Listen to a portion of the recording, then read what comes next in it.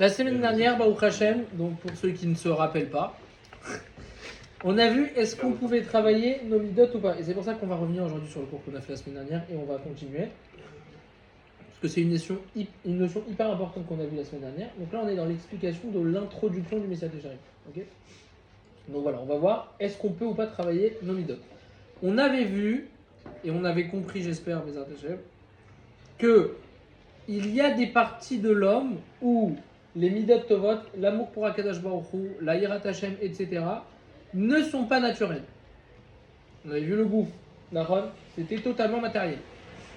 Mais on avait vu qu'il y avait d'autres parties où ça l'est, c'est naturel, Nahon, mais qu'il fallait les découvrir. Exactement, c'est caché. Donc on a différentes parties en nous, on avait vu. On a Ruach Neshama, non. Nefesh, Ruach, Neshama, Yechida, Chaya. Non, Chaya, Yechida, pardon. D'accord ? Et donc on avait vu que dans ces parties-là, Yechida c'était à 100% déjà découvert. C'était naturel. Les autres c'était un peu flou. Et notre travail en fait il était quoi ? De découvrir notre Neshama. Le travail de l'homme il est de découvrir sa Neshama. Et le travail il n'est pas d'aimer Akadosh Baruch Hu, il n'est pas de craindre Akadosh Baruch Hu, il est de découvrir que c'est naturel en toi. C'est déjà présent en toi, dans ta Neshama. Une fois que tu as découvert le Neshama, tu as découvert que tu aimes Akadosh Baruch Hu de façon naturelle. Très bien. On avait vu ensuite que En Malasot, et ça on peut le répéter des milliards de fois, sans effort, il n'y a aucun salaire. Donc si tu n'as fait aucun effort pour obtenir la Torah, tu ne l'obtiendras jamais. Comme on nous dit, Adam et Amal Yulad. L'homme il a été créé pour se fatiguer, l'homme il a été créé pour faire des efforts. En Malasot. Et seulement après qu'il a fait des efforts, alors là il mérite. Ok ? Très bien. En règle générale, on sait, de façon par A plus B, que le travail et l'effort pour quelque chose, ça demande du temps. Aide mal à la saute. Tu peux espérer tout ce que tu veux. À la fin, tu es obligé d'avoir du temps et surtout d'y accorder du temps pour ce travail-là et ses efforts. Et sans temps, du coup, tu ne peux strictement rien faire. Et malheureusement, c'est quoi le Yitzhara ? Qu'est-ce qu'il nous fait ? Il nous fait couler sous le temps. Tu vas écouter des gens, ils vont te dire ah mais moi je travaille toute la journée, je peux pas, j'ai pas le temps, et j'ai ci et j'ai ça. Tu te rends compte qu'à la fin, il y a ça. C'est toi qui gères ton temps. Mais on me demandait sur le rabbi comment il faisait. Tu te rends pas compte quand tu regardes l'emploi du temps du rabbi, tu te dis c'est pas possible de caser tout ça dans 24 heures. Et pourtant ouais, il le faisait. T'avais un temps, tu sais combien de temps t'es resté sur ton téléphone, combien de temps t'as rien fait, combien de temps t'as regardé en l'air, combien de temps t'as fait ci, ça. Et mal la saute. Donc on voit que le temps il est hyper important et il refait donc il est obligé pour nos efforts. Et le Ramchal il nous enseigne que étant donné qu'il faut travailler et faire des efforts, l'homme il est obligé d'accorder du temps pour 3 choses. Ok ? C'est quoi ces 3 choses ? La première, comprendre la vérité qu'il y a dans chaque chose, le émet qu'il y a dans n'importe quoi qui m'entoure. Ça c'est la première étape, comprendre le émet. La deuxième, c'est de savoir comment obtenir la chose. Donc la première étape, je la définis. La deuxième étape, je définis comment l'obtenir. Ok ? Et la troisième étape, c'est quoi ? Tu passes à l'action. Tu vas et tu l'obtiens. Ok ? 3 étapes nécessaires, mais tu es obligé d'y accorder du temps. C'est obligatoire. Sans temps, tu peux rien faire, n'oublie pas. Ok ? Ensuite, le Ramchal, il nous pose la question, et donc ça, c'est le texte du Messiah Técharim. En fait, on prend des phrases du Messiah Técharim et on les explique ensuite. Il pose la question, d'où viendra cette chorma dans le cœur de l'homme sans qu'il la demande ? Ok ? Cette chorma, c'est quoi ? On a vu ? D'y accorder du temps. Le fait de comprendre qu'il faut accorder du temps. Ensuite, réussir à comprendre comment l'obtenir et ensuite l'obtenir moi-même. Tout ça, c'est une chorma là. D'où viendra cette chorma ? Si tu ne pries pas, si tu ne demandes pas à Akadosh Baruch Hu que tu l'obtiennes. Ok ? Et on va voir que c'est un petit peu plus profond ce qu'il va nous dire. Donc, comme on a vu jusqu'à maintenant, la Avodat Hashem Pnimit, qui est intérieure mamash, c'est une très très grande chorma. On avait expliqué les cours précédents, qu'est-ce qu'était la chorma. On avait vu que c'était pas ce qu'on peut penser aujourd'hui par la définition en hébreu, qui est l'intelligence, la sagesse, le fait d'avoir beaucoup appris et donc tu connais beaucoup de choses, t'es chacham, non, c'est pas ça. On avait vu que c'était une association complète entre le cœur et le sechel. Ok? C'était la Chorma. Très bien. Donc, on a vu que cette Avodat Hashem là, donc cette Chorma là, c'était pas seulement quelque chose qu'on obtenait, et c'était pas seulement un comportement, mais c'était Ha Chorma, la vraie Chorma. C'était tout ce qui définissait le monde. D'accord? Cette association là du cœur et du Sechel. Et une fois que cette Chorma là, elle est rentrée dans le cœur de l'homme, et que grâce à elle, le cœur se purifie, alors seulement là, l'homme il peut arriver à la sotam, le fait de passer à l'acte. Tu te rends compte ce qu'on te dit? Et nous, on a tendance à faire quoi souvent? À vouloir passer à l'acte alors qu'à l'intérieur, il n'y a rien qui se passe. On définit mal les choses. C'est un problème de médecine. C'est normal, c'est que le problème de l'homme, c'est que quand il fait quelque chose, c'est avec un acte, c'est pas avec la pensée. C'est qu'on est habitué à. Quand tu dis fais une tâche, tu es obligé de passer par l'acte. Des fois, tu ne comprends pas, même dans la vie de tous les jours. Après, tu essaies de comprendre ce que tu as fait, mais par exemple, quand on te dit fais ça, tu le fais machinalement. Mais donc, qu'est-ce que tu vois là par ça? Qu'est-ce qui définit l'acte? On a vu. C'était quelque chose qui est extérieur à nous. Quelque chose qui est extérieur à nous. Et quelque chose de matériel. D'accord? Un acte, c'est que tu fais quelque chose. C'est quelque chose de matériel. C'est qui fait l'acte? C'est ton corps. Donc tu es rattaché qu'à ton corps. Si tu fais que l'acte sans y penser, il y a un problème, il manque quelque chose. Tu es rattaché que au Homer, justement. Et justement, plus loin, on va voir dans le chapitre 1. C'est ce que je vois le matin. Casser ma mâche ton corps, tu ne pourras pas parce qu'elle m'a la il est là. Et on voit même qu'Akadosh Baruch Hu, il a créé des anaot de ce monde-là, des kiffs dans ce monde-là. Il y a des kiffs. Tu peux faire la mitzvah de manger quelque chose. On te dit que tu dois manger, mais je peux manger quelque chose de bon, je peux manger quelque chose que j'aime. C'est pas caché. Et donc, non, si, caché même. Ah, ok. Mais c'est quoi le but? C'est que je mange que pour survivre ou je peux aussi kiffer? Où tu mets la. Où tu mets l'équilibre en fait? C'est que Shabbat, tu dois kiffer. Non. Bah, plus loin, il va l'expliquer. Il va l'expliquer énormément en détail. C'est toute la semaine qu'on kiffe. Hein? C'est toute la semaine qu'on kiffe. On kiffe tout le temps. Tu manges pas juste du pain et tu bois pas que de l'eau. Bon, prochaine. L'année prochaine. Rarement. Donc, tu peux même faire. Bref, en tout cas, c'est dans le chapitre 1. On a encore du temps, messieurs. Très bien. Donc, on a compris qu'il faut d'abord avoir cette rochma dans son cœur, se purifier pour ensuite passer à l'acte. Ok. Ensuite, on est arrivé à une phrase de Rav Israël Misalan qui nous explique. Qu'est-ce qu'il nous dit? Vous vous souvenez? Non? Vous vous souvenez pas du tout? Vraiment bien qu'on soit revenu sur ce point. Il explique que c'est plus facile de connaître le chasse entier Ah oui, c'est 7 ans et demi. Changer le mida. que exactement, que de déraciner une mida. Parle de ça directement. Dis-nous ça, nous, on ne connaît pas les noms des rabbis. Bah, c'est important, C'est c'est 7 ans pas et moi qui demi l'ai dit. d'affioli. Tu vois, je me rappelle, on a 7 ans et demi d'affioli. Ah, Zach. Ça n'a toujours pas commencé. Hein. Tu vois, il a voulu me cloquer 7 ans et demi. Toujours pas commencé. Je dois revenir, genre, revenir. Ils t'attendent le matin. De 3 pages. Alors. Quand on nous dit cette phrase-là, a priori, au sens simple des choses, comment on peut percevoir la chose? Bah, qu'il y a plus de chorma dans le chasse que de déraciner une mida, a priori.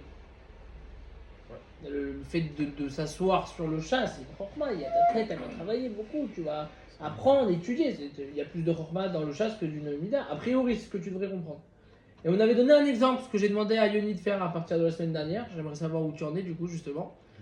Mais j'ai demandé à Yoni la semaine dernière. Je lui ai donné un petit verre en plastique. Voilà, exactement Ah celui-là. oui, je suis encore dans la mer en train d'essayer Exactement. d'éviter la mer. Je lui ai donné un verre en plastique et je lui ai dit, regarde, grâce à ce petit verre en plastique, Ouais, mais là, ça tu compte me pas, il y a vides plus. toute la mer sur le sable. Fais-le moi, s'il te plaît. Nahon? Ce soir, il a plu beaucoup, frère. C'est vrai, ah ouais, c'est vrai que c'est un peu de la triche. Ouais, c'est de la triche. Bon, mais c'est pas grave. Je te donnerai un plus grand verre. Tom. Donc la ronde, ça, quand tu demandes, voilà, tu demandes à quelqu'un, vas-y, vide-moi la mer avec un verre en plastique, ça peut lui prendre des années, enfin, c'est infini. C'est impossible. La ronde, c'est infini. Je peux te dire, c'est difficile. Mais maintenant, si on pose la question, est-ce que c'est plus facile de connaître tout le chasse où c'est plus facile de faire passer l'eau de la mer vers le sol. C'est que les touches. Non, a priori, tu vas me dire, Oui, après, oui. est-ce que c'est relié à la chorma? Voilà. Non. C'est pas relié à la chorma. C'est relié à quoi? C'est relié à l'effort Ah, mort. et la fatigue que tu vas investir pour faire la chose. D'accord? Et donc on voit que c'est beaucoup plus difficile. Et donc comme il nous dit le Rav Israël Misalan, c'est plus facile donc de connaître tout le chasse que de déraciner, de casser une midara. Tu peux définir une midara Non. Non, Non, j'arrive honnêtement. pas. La colère. Ok. Non, mais on avait vu que La- c'était la- plus difficile. C'était, la j'avais, varice. mais j'avais, oui, mais j'avais pas posé la question parce que est-ce que en vrai, si c'est une mida et que ça vient d'Akadosh Baruch Hu, ça n'existe pas que c'est mauvais. Mais est-ce que c'est peut-être moi qui l'utilise dans le mal? C'est le curseur qu'il y a dans toutes les midotes, c'est pareil. C'est-à-dire que une mida, elle est mauvaise, dans l'absolu, elle n'est pas mauvaise. C'est le curseur, dans quel sens il va. Ben oui, La quoi. colère. Se mettre en colère parce qu'il y a Ouais, quelqu'un qui fait un chilou la chair, c'est On une doit pas se mitzvah. mettre... Ouais, mais on doit pas se mettre en colère, on doit rester calme. Dans ce cas-là, c'est une mitzvah de se mettre en colère Ça dépend de quel niveau de colère. contre un chilou la chair. Si demain il y a un Khilou Hachem et je me mets en colère, je l'ai tapé le mec. J'ai quand même on fait va le. pas le taper, se mettre en colère. Ok, même en colère, à un moment en colère, dans tous les cas, vous dites quelque chose qu'il faut pas. Pinhas, il prend sa lance et il transperce Pas ouf, pas Cosby Mais est-ce qu'il était en Mais colère? il était en. Il était en colère quand il a fait? Il n'a pas été en colère, au contraire, lui il a pensé 4 jeux quand il a fait. C'était sa seule pensée, c'était pour jeu. S'il est pas en colère. Sa seule pensée quand il a Transpercer fait les les 4 jeux. jeux pour transpercer un Bonne homme soirée, et au une revoir. femme. Mais lui, il Bah, a. Une lance, il faut beaucoup Hier, d'énergie. hier, on était arrivé à. Il y a la semaine dernière, justement, on est arrivé à un débat exactement comme ça. C'est-à-dire que il y a plusieurs cas de figure. Premier cas de figure, tout ce qui vient d'Akadosh Baruch Hu est bien. Donc toutes les midot tovot viennent d'Akadosh Baruch Hu. Mais Akadosh Baruch Hu, il t'a créé des midot raot aussi, comme le Yetzer Hara, pour que tu puisses les travailler. Premier cas de figure. Deuxième cas de figure, toutes les midot viennent d'Akadosh Baruch Hu. Toutes. Donc il n'y a pas de midot raot. Mais il y a certaines midot qu'on utilise de la mauvaise façon, et donc qui deviennent raot par notre faute. Mais par essence, la mida n'est pas mauvaise, mais c'est moi qui l'utilise pas bien. On est arrivé à ces deux cas de figure là. Prenez la réponse que vous voulez. Moi je ne pourrais pas vous la donner, je sais pas. Mais je pense que c'est les deux seuls. Je vois pas d'autres, non. Ok. C'est compliqué de. Donc quoi? Parce qu'une midote. La deuxième que tu dis, en vrai, c'est peut-être nous qui comprenons mal les midotes qu'on a, que chacun a. Comme vous avez dit, la jalousie par exemple, c'est quelque chose de mauvais. Mais elle peut te pousser à faire des Là, on choses. connaît la ptina de surprise. Voilà la jalousie pour la Torah. On a envie d'être. Ouais. Quand vous voyez quelqu'un de meilleur en Torah ou voilà, vous avez envie d'étudier pour connaître plus que On la dit que personne. Hachem il est jaloux. On dit que Hachem c'est un dieu jaloux. Nachon, il a fait merde. Comme ça. Khazak. Alors, Faut pas dire que c'est mauvais la jalousie. Oui, mais Dieu il est jaloux pour une certaine raison. donc la deuxième rend la possibilité, Mida demande Tov. Pouka, s'il te plaît. Donc la deuxième possibilité, elle est, elle a l'air Sa plus logique. jalousie, elle est bien, genre. Ouais. C'est ça. Top, mais si on continue. C'est nous qui l'a poussé Très bien. à la jalousie. Donc on a compris que donc, c'est plus difficile, etc. Mais il faut comprendre qu'en profondeur, c'est beaucoup plus profond que ça, quoi. Ok. Le Rav ici, il parle d'une écouda qui est beaucoup plus profonde que de la chorma ou de la difficulté, etc. Et donc on va voir là qu'est-ce qui se passe Tachles, et donc si on peut ou pas travailler nos midot. On nous dit dans la prière tous les matins, dans Vaïvarer David, on cite toutes les midot d'Akadosh Baruch Hu. On ne parle pas des 13 attributs, ok, qu'il y a dans Vaïa avant, on ne parle pas de ça, on parle mamage des midot d'Akadosh Baruch Hu. C'est quoi le passouk? C'est, on avait vu, Lecha Hashem Agedula, Ve'agevura, Ve'atiferet, Ve'anetzar, Ve'aod, Ki chol b'shamayim u'ba'aretz, Lecha Hashem ha'mamlacha, Ve'amitnase, Lechol erosh. On avait vu. Ouais. Très bien. Il y a 7 midot. Akadosh Baruch Hu, il a 7 midot. On pas du 8. On n'avait pas dit 8 parce qu'on pensait que. Non, j'en avais lu 6 et on avait dit qu'il disait qu'il y en avait 7 et donc on avait pris le mot d'après. Il y a des petits restes, Voilà, ça, Ouais, on a approximation. il y a des petites interférences. ça a churé. Mais c'est l'air. Elle va pas lâcher. Donc il faut comprendre que dans ce pasouk-là, ce sont les 7 midot qui existent. Donc il y a a priori seulement 7 midot. Pourtant là, dans ce qu'on lit, on n'a pas vu le chaos, on n'a pas vu l'amour, on n'a pas vu la jalousie, on n'a pas vu tout ça. D'accord ? Mais là, on parle des 7 midot. Et donc, toutes les autres midot que nous connaissons, ce sont des détails de ces 7 midot-là. Ce sont des toldot. Ok ? Des dérivés. Ok ? Et leur racine, elle est dans les midot d'Akadosh Baruch Hu. Comme on sait qu'il y a eu 7 jours de la création, 7 jours de la semaine, Yom Rishon, Yom Sheni. Et qu'est-ce qu'on a lu dans Bereshit ? Yom Rishon, Akadosh Baruch Hu, il a fait ça, Yom Sheni, Akadosh Baruch Hu, il a fait ça, Yom Shishi, etc. etc. Tout ce qui existe dans le monde découle de ces 7 jours-là. Tout ce qui a été créé découle. Les animaux, ils découlent d'un des 7 jours. Les hommes, on découle d'un des... Tout. Bah, c'est exactement pareil avec les midot. Il y a 7 midot et nous on dérive de ça.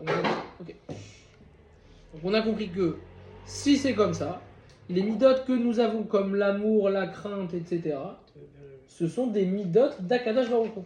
Mamash. C'est logique, c'est clair jusqu'à là, ouais. Très bien. Akadosh Baruch Hu, on sait qu'il a créé l'homme Betsalmo, comme on dit, à son image. D'accord. Et il a créé en lui des midot. Mais les midot que nous avons en nous, ce sont des midot limités, mais leur racine, elle vient du Or En Sof de Akadosh Baruch Hu. Très bien. On voit que c'est quelque chose de beaucoup plus grand que ce qu'on pensait. Mais il faut savoir qu'il y a un klal général dans toute votre vie. Tu ne peux pas travailler sur quelque chose que tu ne connais pas. C'est impossible. C'est impossible. Tu peux pas travailler, c'est infaisable si tu ne le connais. Tu ne connais pas quelque chose dont tu n'as pas conscience. C'est les deux, tu ne connais pas tout simplement. Avoir conscience, c'est même encore plus élevé. Autrement même juste de tu ne connais pas. Et tu peux travailler pour avoir après la conscience. Mais tu n'as même pas idée de ce que c'est. Et il donne un exemple. Un enfant, il va te dire qu'il connaît un avion. Il sait ce que c'est un avion. Et si tu lui demandes de venir et de t'expliquer comment ça fonctionne, ou même de venir réparer le plus petit problème de l'avion, il ne saura pas, il ne sait pas. Il ne connaît pas l'avion. Il sait à quoi il ressemble physiquement, il sait à quoi son œil l'a vu. Mais il ne sait pas ce que c'est Tachlès. Il ne connaît pas la chose. Et donc la question elle est, un homme qui est amené à travailler les midot, est-ce qu'il sait ce qu'il travaille ? Est-ce qu'il connaît ce qu'il travaille ? Est-ce qu'il comprend où il est ? Et la plupart du temps, qu'est-ce qu'on se dit ? Bien sûr. Qu'est-ce que tu crois ? Je sais ce que c'est l'amour, je sais ce que c'est le casse. Bien sûr que je connais ce que c'est les midot, qu'est-ce que tu veux ? Et donc on a, comme là on vient de dire, il ressemble à cet enfant-là qui regarde l'avion et qui dit bah oui, je sais ce que c'est un avion. D'accord ? C'est exactement la même chose. Donc tu comprends peut-être à quoi ça ressemble à l'extérieur, mais tu ne sais pas comment ça marche. Et malheureusement, c'est exactement la vision que nous avons sur nos midot. C'est exactement comme ça qu'on voit les midot. On se dit avec assurance, et regardez jusqu'à où il va. Bien sûr que je sais ce que c'est les midot. Bien sûr que je sais ce que c'est aimer quelqu'un. Tu crois que je me connais pas ? Nahon ? C'est ce qu'on se dit tout le temps. Tu crois que je me connais pas ? Je pense pas qu'on se connaît. Exactement. La réponse elle est non, messieurs. On ne se connaît pas. La plupart du temps, on apprend à se connaître même après le mariage, à travers nos... Tout le temps. L'homme, chacun d'entre nous, il se connaît seulement à un pourcentage messouillable. Un pourcentage particulier. Tu te connais à un certain niveau. Du même niveau, de la même façon, qu'il y a des niveaux sur la connaissance de la Torah, il y a des niveaux sur la connaissance de toi-même. C'est exactement pareil. La Torah, elle est comme l'homme. L'homme, il est comme la Torah. Comme la sœur. Et donc, en toi, tu as des niveaux sur qui tu es vraiment. Par exemple, il y a un homme à qui on va demander pourquoi tu as fait telle ou telle action. Et il va te répondre une certaine réponse. Maintenant, quand toi, tu viens remettre en question la réponse qu'il t'a donnée, parce qu'elle ne rentre pas dans la réalité, ce qu'il t'a répondu, ça colle pas, c'est pas bon ce qu'il a répondu, lui, il est presque prêt à te jurer qu'il n'a pas menti, il t'a pas menti. La vraie réponse, c'est quoi ? C'est qu'il se ment à lui-même. Il s'est menti à lui-même. Il vit dans sa réalité. Exactement. On avait donné un exemple, par exemple, quelqu'un il vient et il achète une alia à la Torah, stam comme ça, 200 000 shekels devant tout le monde. Et il dit j'achète 200 000 shekels. Toi, tu sais, c'est les sourires de l'exemple. Hein. Attention, on ne prenait pas, c'est pour l'exemple. C'est qui a piqué. Oui, on ne dit pas de nom, c'est ça que tu veux dire. Exactement. On ne dira Juste, pas ce que tu as acheté à Leïla Kippour, ton Kippour, donné, ne t'inquiète pas. Stop.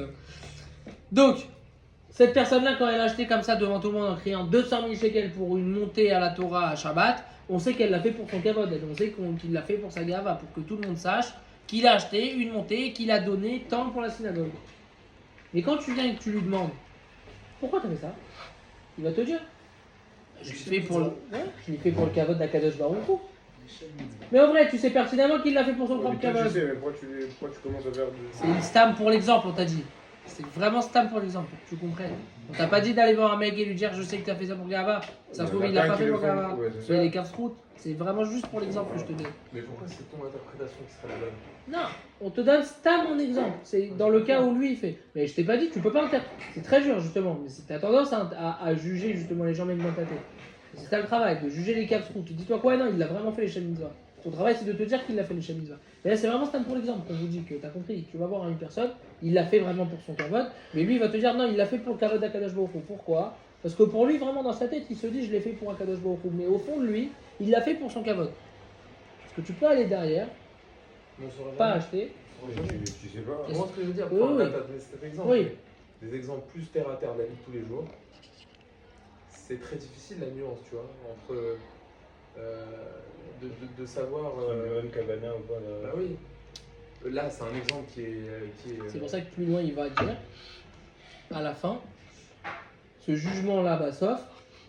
Et seulement Akadosh Baruch Hu qui rouait Klayot, et il sait ce que tu as dans le lèvre.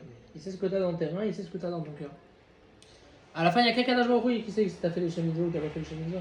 C'est pour ça que toi, à la fin, tu n'as pas dit juger. C'est pour ça que je te dis, c'est vraiment juste pour l'exemple. Tu as donné Stam pour te montrer que quelqu'un, il est persuadé de ce qu'il va te dire, mais qu'en vrai, en réalité, c'est totalement autre chose. Mais pour lui, c'est réel. Pourquoi? Parce qu'il se ment à lui-même. Et donc, l'homme, en règle générale, il ne sait pas à 100% pourquoi il fait les choses. C'est une réalité. À 100%, l'homme, des fois, il ne sait pas. Un autre exemple, quelqu'un, il vient, il se marie, on te demande Réhouven, non, je rigole pas, toi, Chas V'Shalom. On vient, on demande à quelqu'un, pourquoi tu t'es marié? D'accord? Qu'est-ce qu'il va répondre cette personne? Qu'est-ce qu'il va répondre? Pourquoi il s'est marié? Pour aider les autres, pour aider ma femme, j'ai envie, je me suis marié, j'ai envie de l'aider. Il peut te répondre un truc pareil. C'est qui me laisse voir? C'est totalement toi. C'est qui nous aide? Non, mais ça, depuis quand tu aides les autres, on te demande. Encore une fois, messieurs, Mais je dis au moins des exemples concrets, là. C'est quoi? c'est des exemples qui donnent dans le livre. C'est des exemples où pour qui te démontrent la pensée de quelqu'un réel et la pensée de ce qu'il va montrer aux autres. C'est juste l'exemple. Dans le livre, il a dit, genre, si tu te maries, c'est pour aider les autres. Il t'a dit, Stam, si tu vas voir quelqu'un pour l'exemple, tu vas voir quelqu'un et tu lui demandes, mais pourquoi tu t'es marié? Et il va te répondre pour aider les autres, pour aider ci, pour aider ça. Tu peux lui répondre, non, mais je comprends pas. Si c'était vraies ambitions, tu aurais pu rester célibataire et aller aider d'autres personnes. Vous ne laissez pas finir l'exemple. C'est juste un exemple. Et donc il te dit, tu peux lui dire non, mais tu peux aller. Pourquoi tu t'es marié? Parce que tu voulais qu'on t'aime, tu voulais pas rester seul. Aide-moi là, dis la vérité, t'avais pas envie de finir seul. T'as pas envie de finir seul dans ta vie, t'avais envie d'être accompagné, voilà ça. Alors après oui, peut-être, mais attaché que nous on est tous ce niveau-là et qu'on s'est tous dit, parce qu'on est tous des tzadikim, non mais c'est pour faire la mitzvah et me marier, etc. Mais ça, t'avais pas envie de rester tout seul frérot. Tu veux pas finir seul, t'as pas envie de rester chez tes parents jusqu'à 60 ans. Aide-moi là ça. Mais c'est l'air. Bref, encore un autre exemple. Une autre, et ça c'est un petit peu plus concret si vous voulez messieurs. Ah, ça va leur plaire. Ça va te plaire, non pas encore, et j'espère pas avoir beau. Aide-moi la saute. Quelqu'un qui vient et qui tape ses enfants. Aide-moi la saute. Ils font des bêtises, il les tape. D'accord? Tu vas et tu lui demandes pourquoi t'as tapé ton enfant, qu'est-ce qu'il va te répondre? Pour l'éduquer. Razak, J'ai vécu je le tape pour l'éduquer. D'accord? Maintenant la question elle est, est-ce que tu le tapes vraiment pour l'éduquer ou tu le tapes pour défouler tes nerfs? Non. Qui t'a pesé. Ah, vraiment, ça c'est. Aide-moi la saute. Et qu'est-ce qu'il nous dit juste après? J'ai demandé à ma mère. Qu'est-ce qu'il nous dit juste après, messieurs? Seul Akadosh Baruch Hu sait si ça a été fait pour te défouler ou si tu l'as fait pour t'éduquer. Il n'y a qu'Akadosh Baruch Hu qui veut savoir. Mais toi, tu peux te travailler là-dessus, par contre. Ça n'enlève pas le fait que toi, tu dois te travailler là-dessus, justement. Très bien. Et donc, on continue en disant que, avant de déraciner une mauvaise mida, on est obligé donc de l'étudier. C'est obligatoire. Il faut qu'on apprenne comment elle est présente en nous. Vraiment. Comment cette mida-là, elle est présente en moi? Comment l'amour, elle est présente en moi? Comment la Yirat Hashem, elle est présente en moi? Ensuite, je dois voir sous quelle forme elle se dévoile en moi. À quel moment j'ai de la Yira, à quel moment elle n'est pas dévoilée, elle est cachée. Comment elle se dévoile en moi? Et seulement après, je peux commencer à travailler et à l'enlever si c'est une mauvaise mida. Seulement après tout ça. Mais tu dois avoir fait les étapes avant. Tu dois l'avoir étudié. Tu dois savoir en quoi ça consiste. Comme on nous dit, Kulam vechorma asita. Il a tout fait, il a fait tout le monde avec une chorma. Mais on dit aussi que sur ces midot, sur toutes les midot qu'Akadosh Baruch Hu nous a mis, c'est aussi dit que ça a été fait avec chorma. Et la chorma là qu'on parle, elle est infinie comme on a expliqué. C'est toute la chorma du monde, la création du monde, de l'association, du sechel et du cœur. On l'avait approfondi. Et nous, il y a une partie seulement qui nous est dévoilée. Les midot que nous avons, c'est ce qui nous a été dévoilé. Mais les réels midot qui viennent d'Akadosh Baruch Hu, c'est quelque chose que nous, on n'a pas accès. Nous, on a juste le dérivé. Et donc, si l'homme, il commence le travail sur les midot, mais qui n'apprend pas avant le Kula Bechorma Sita, qui était l'association du cœur et du sechel, mais qui commençait d'abord par le sechel, donc l'étude, le fait de comprendre et ensuite le comprendre dans ton cœur. Si tu n'as pas eu ça, alors tu ressembles à un mec qui n'a jamais ouvert de Chumash, jamais ouvert de Gemara, jamais ouvert de Halachot, rien. Mais qui est dans le fond de la synagogue et qui dit aux gens quoi faire. Oh, on en connaît. Dis pas de nom. Et là aussi, on ne dit pas de nous. D'accord? Mais qu'est-ce qui se passe avec cette personne-là? Dans le fond, quand tu y réfléchis, qu'est-ce qui se passe? Peut-être qu'il peut faire des remarques et qu'il peut faire le céder comme ça dans la synagogue, mais comment il le fait? Juste parce que ça lui paraît logique. Il voit qu'il y a une partie de la synagogue qui prie de tel côté et une autre partie qui prie du côté inverse. Il voit la majorité, la minorité. Il voit ce qui lui paraît logique et il va commencer à dire « non, non, messieurs, priez par là-bas ». Mais il va pas commencer à dire priez par là-bas parce qu'il sait par où on doit prier. Mais c'est juste parce que c'est la logique. Il a dit par logique. Quelqu'un qui veut travailler ses midot avec une perception simple qu'il a compris tout seul, il ne pourra rien faire. Si tu travailles tes midot seulement par tes compréhensions logiques que tu as eues tout seul, tu ne pourras rien faire. Pour revenir sur un truc que tu avais dit bien avant, tu avais dit aussi à un moment dans le CSHR qu'on étudiait, c'est que chacun a sa vision de la réalité. Et on vit chacun dans notre propre réalité. Mais là, si dans mes midot, moi je vis dans ma vision de la réalité, pas que je reste quand même dans le normal, je ne suis pas dans la folie, mais que ma normalité ne correspond pas à la normalité de la personne à côté. Et pourquoi tu regardes avec la personne à côté? Ok, ma normalité, pour moi, elle est normale, mais encore, la vision de quelqu'un d'autre, comme tu as dit, pour moi, mes midot, comment je les ai travaillées, elles sont bien. Ça revient à tes exemples que tu me dis. Tu as étudié pour travailler tes midot? J'ai travaillé, on va dire, pour être... Est-ce que tu as étudié pour travailler tes midot? Oui, je les ai travaillés pour moi. Non. Est-ce que tu as étudié pour les travailler? Pas est-ce que tu as travaillé. Est-ce que tu as étudié pour travailler tes midot? Donc, non, tu as travaillé tes midot par ta propre logique. Sans savoir. Il n'y a rien qui te dit que ce que tu vas faire... Alors oui, tu peux essayer d'avancer. Mais si tu vas arriver au but Bémet, au vrai Émet, tu es obligé d'étudier. Comment on a dit? Comment tu veux travailler quelque chose que tu ne connais pas? Comment tu veux connaître quelque chose sans l'avoir étudié? Selon ce qu'il dit, je ne contredis pas, mais selon ce qu'il dit, dans l'étude de la Torah et dans l'étude de tout ce qui est à côté, il y a vraiment, si tu veux, le livre pour suivre toutes ces minutes. C'est ce qu'on voit, messieurs, ça s'appelle le Messias Yesharim. Et voilà. Non, bien sûr, c'est être injuste, c'est sûr que ça De la même façon qu'il y a le Shulchan Aruch qui va t'expliquer comment tu dois faire la bracha avant de manger du pain, de la même façon, tu as un livre de Moussar qui s'appelle le Messias Yesharim qui va t'expliquer comment travailler tes midot. Et qui va t'expliquer comment travailler pour devenir. Il y a plein d'autres livres de Moussar, hein, bien évidemment. Il y a plein. Tania, tout. Il y a plein de livres de Moussar. Mais même là, pourquoi on est en train d'expliquer, n'oubliez pas, l'introduction du Messias Yesharim. Comment ça y venir? Depuis le début, vous avez vu qu'on n'a pas parlé une fois du Messias Yesharim. Depuis le début, on parle que de la Chorma, de la Yirat Hashem et de ci et de ça. N'oubliez pas qu'on est dans l'introduction. Donc il va falloir qu'on y arrive un petit peu au livre quand même, non? Voilà, bon, Hashem, messieurs, on fait un cap. Grâce à Dieu, on commence à parler du Messias Yesharim. Très bien. Donc si on vient et on pose une question, par exemple, à une personne sur Iruvin, c'est tous les Iruvin qu'on met par rapport au Troum, etc., pendant le Shabbat, etc. Si cet homme il n'a pas étudié le sujet de Hérouvin et qu'il n'a pas vu jusqu'au Acharoné Poskim, il n'a pas vu c'est quoi la lacha mamash, si tu viens et tu lui poses une question, il va pas se permettre de te donner la lacha d'Achon au départ, rien de mal à ça. S'il n'a pas étudié, il va pas pouvoir te donner. Et ben faut comprendre que c'est exactement la même chose et qu'il y a des halachot sur les avodot amidot. Il y a comment travailler des midot. Et il y a un chemin comment travailler des midot. Tu peux pas te réveiller le matin et te dire ça y est, je travaille les midot, hop, et je m'y mets. Non, rien de mal à ça. Tu dois savoir. De la même façon. Tu veux devenir médecin, tu dois étudier comment devenir médecin. D'accord ? Après, on a d'autres qui arrivent à tricher, à devenir médecin. Grâce au corona, on en connaît plein aussi. Grâce au corona. Aujourd'hui, beaucoup de médecins ou beaucoup de personnes qui ont des diplômes qui ont fait tout leur toar à la maison. On faisait tous les toars chez vous à la maison sans surveillant et juste avec un ordinateur. Combien de personnes ont passé des examens aujourd'hui qui sont pas aptes? Merci Yoni. Je n'ai pas passé Bravo. des toars. On a passé juste. Nous et donc n'oubliez pas, messieurs, n'oubliez pas la question qu'on a posée au début du cours. D'où viendra donc cette chorma dans le cœur de l'homme s'il ne la demande pas? D'accord?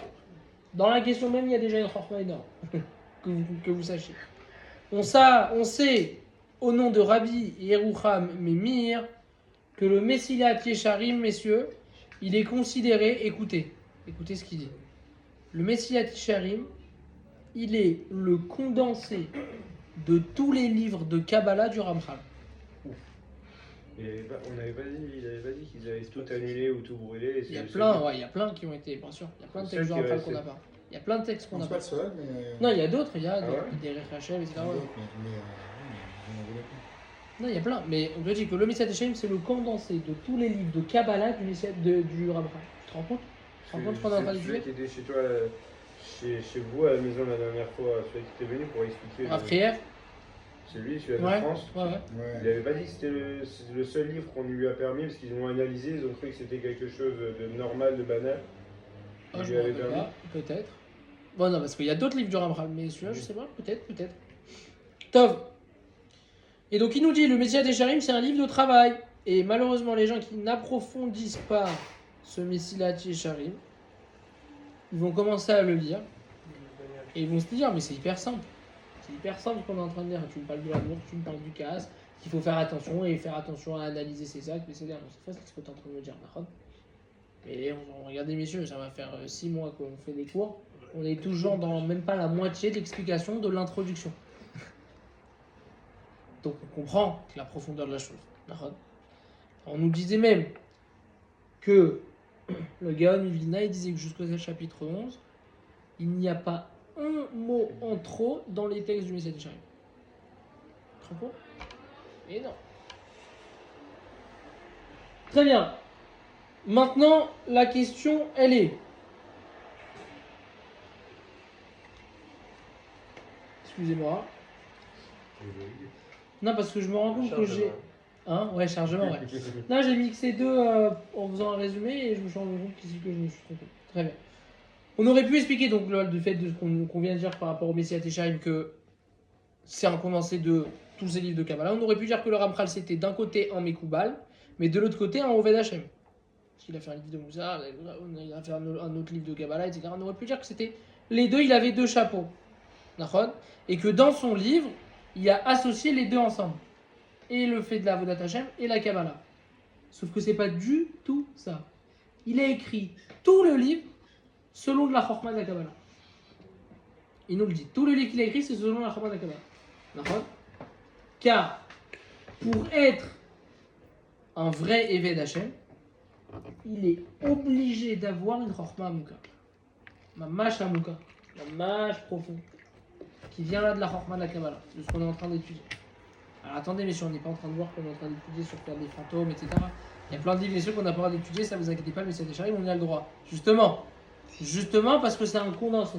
Et il nous a accessible. Et c'est pour ça, comme on vient de voir, quelqu'un qui stam le lit, il a l'air que c'est un livre stam comme ça que tu peux balayer en chit-chat. D'accord? Et donc le Messilat Yesharim, on a vu qu'il a été fait par une forme Amuka. Parce qu'au final, il est tout petit, mais ça, c'est chargé. D'accord, il est tout petit. Il est comme ça, un petit livre. Ouais, je l'ai à la maison. D'accord. Et donc on a vu que comme quand l'homme il vient et il étudie du Shulchan Aruch et il se dit est-ce que le Shulchan Aruch c'est fait pour me réveiller? Est-ce que c'est un livre qui est fait pour me réveiller? Tout le monde comprend qu'il faut la pratique même de la halakha quand tu vas étudier le Shulchan Aruch. C'est-à-dire que quand tu vas lire comment faire la halachot, c'est possible que ça réveille en toi quelque chose que tu vas au travail, mais sauf à la fin, non, sauf qu'il faut faire la halakha. C'est exactement pareil avec le Messiah. C'est exactement ce que le Ramchal veut nous expliquer. Donc les attachements, si tu veux, en l'étudiant, on verra petit à petit comment travailler, comment devenir, comment changer. On va voir que chaque... Exactement, mais que chaque chapitre, de toute façon, c'est différentes midotes. On va voir la zirut, la zrizout, la avat Hashem, la crainte, la ira, etc. Donc voilà, Bezat Hashem, chazak messieurs. Brouchim tiou, Léolam, Tirhiou. Les